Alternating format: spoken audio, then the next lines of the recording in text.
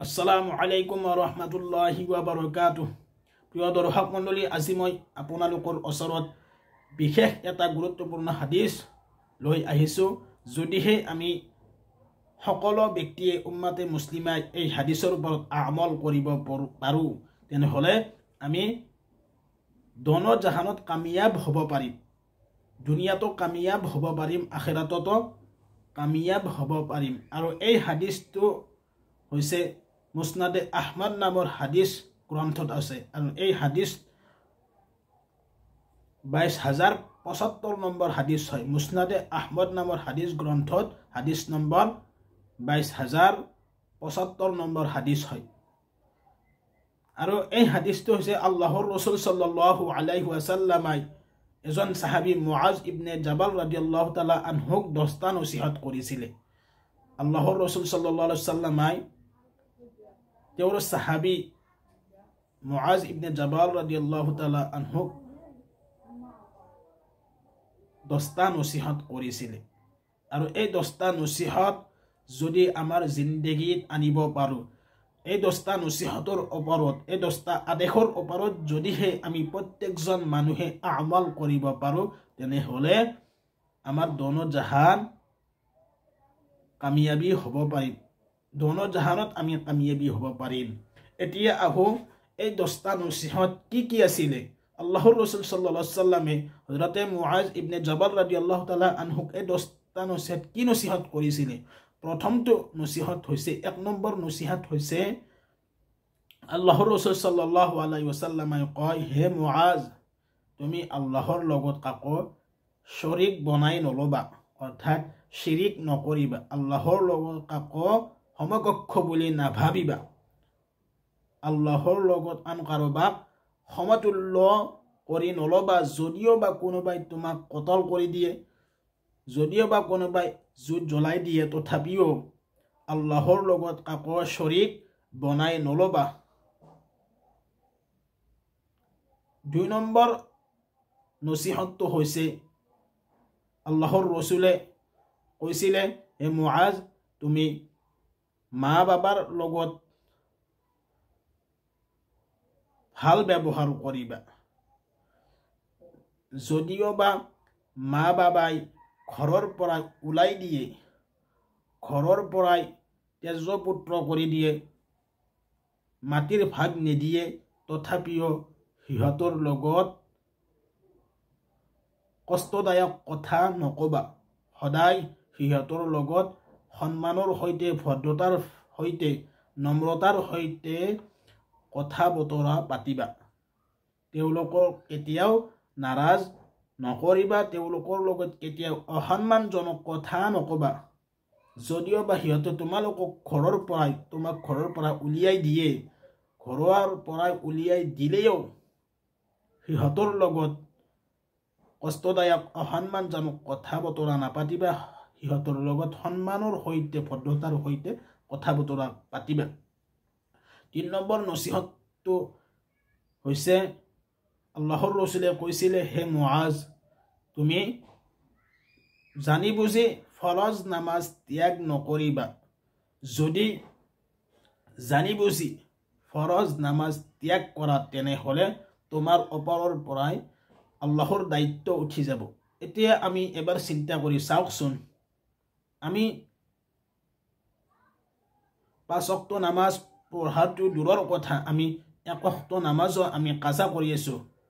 অযথা কোনো অসুবিধা নোহোৱাকৈ আমি 1 ওয়াক্ত নামাজ কাজা কৰি আছোঁ, ত্যাগ কৰি আছোঁ। যদি বহুত অসুবিধা হৈছে সেইটো বেলেগ কথা, কিন্তু আমি আজি মুছলমান, কিন্তু মুছলমান হোৱাৰ পিছতো আমি 1 ওয়াক্ত নামাজ আমি জানি বুজি ত্যাগ কৰি আছোঁ, কোনো অসুবিধা নোহোৱাকৈ। যে আমাৰ বাবে কিমান দুখজনক কথা। যাহক 4 নম্বৰ নসিহতটো কৰিছিলে আল্লাহৰ ৰসুলে, কৈছিলে, হে মুআজ, তুমি বা তোমালোকে নিচা জাতীয় বস্তুৰ পৰাই দূৰত থাকিবা। নিচা জাতীয় বস্তু পান নকৰিবা, কিয়নো নিচা জাতীয় বস্তু হৈছে সকলো বেহায়াই বুৰাইৰ, সকলো বেয়া বস্তুৰ গুৰি। যিমানবোৰ বেয়া বস্তু আছে, সকলো বেয়া বস্তুৰ গুৰি হৈছে নিচা জাতীয় বস্তু। সেয়েহে আমি সকলোৱে নিচা জাতীয় বস্তুৰ পৰাই নিচা জাতীয় বস্তু যিমানবোৰ নিচা জাতীয় বস্তু আছে আমি সকলোৱে নিচা জাতীয় বস্তু পৰাই দূৰত থাকিবলৈ চেষ্টা কৰিম কাৰণ নিচা জাতীয় বস্তুৰ অলপমান খালেও হাৰাম হয় যিমানবোৰ নিচা জাতীয় বস্তু আছে সকলো হাৰাম হয় আমি এই নিচা জাতীয় বস্তুৰ পৰা আমি সকলোৱে দূৰত থাকিম 5 নম্বৰ নসিহতটো হৈছে আল্লাহৰ ৰাসূল সাল্লাল্লাহু আলাইহি ওয়াসাল্লাম 5 নম্বৰ নসিহত কৰিছে হে মুআজ গুনাহৰ পৰা ডাঙৰ ডাঙৰ কবিৰা গুনাহৰ পৰা বাচি থাকিবা কিয়নো গুনাহৰ বাবে আল্লাহে মানুহৰ ওপৰত নাৰাজ হয় নাৰাজগী হয় মানুহৰ ওপৰত হেহে আমি সকলো ধৰণৰ অপৰাধৰ পৰা সকলো ধৰণৰ গুনাহৰ পৰা জিনাহৰ পৰা অপৰাধৰ পৰা ধৰ্ষণৰ পৰা যিমানবোৰ অশ্লীলতা আছে সকলো ধৰণৰ বেহায়াই যিমান ডাঙৰ ডাঙৰ গুনাহ আছে সকলো কবিৰা গুনাহৰ পৰা আমি বাচি থাকিম 6 নম্বৰ নসিহতটো হৈছে 6 নম্বৰ নসিহত কৰিছিলে হে মুআজ তুমি যুদ্ধৰ ময়দানৰ পৰা পলাই নাহিবা যদি আকাংক্ষা হয় সেই যুদ্ধত গোটেই মানুহ ধ্বংস হৈ যায় তথাপিও তাৰ পৰা পলাই নাহিবা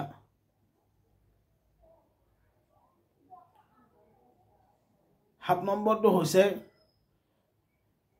7 নম্বৰ নসিহত কৰিছিলে হে মুআজ যদি কোনোবা ঠাইত মহামাৰী দেখা দিয়ে আক্ৰান্ত দেখা দিয়ে মানুহৰ গাত ৰোগ দেখা দিয়ে তথাপি সেই ঠাইৰ পৰা সেই গাঁৱৰ পৰাই পলাই নাহিবা আতৰি নাহিবা যদি আকাংক্ষা হয় সেই গাঁৱৰ সকলো মানুহ ধ্বংস হৈ যাব তথাপিও সেই গাঁৱৰ পৰাই আতৰি নাহিবা সেই গাঁৱৰ মানুহৰ লগত হাতত হাত থৈ আগুৱাই যাবা আৰু যেতিয়া আমাৰ সমাজত যেতিয়া মহামাৰী দেখা দিছিলে তেতিয়া ডক্টৰ সকলে কৈছিলে যে এখন গাঁৱৰ পৰা সেইখন গাঁৱলৈ যাবা মানা কৰিছিলে কিন্তু আল্লাহৰ ৰাসূল সাল্লাল্লাহু আলাইহি ওয়াসাল্লামে এই কথাষাৰ 1500 বছৰ 1400 বছৰ আগতে নসিহত কৰি থৈ গৈছিল যদি কোনোবা ঠাইত কোনোবা গাঁৱত মহামাৰী দেখা দিয়ে তেনেহলে তাৰ পৰা তোমালোকে পলাই নাহিবা তাৰ পৰা তোমালোকে গুছি নাহিবা তাতে থাকিবা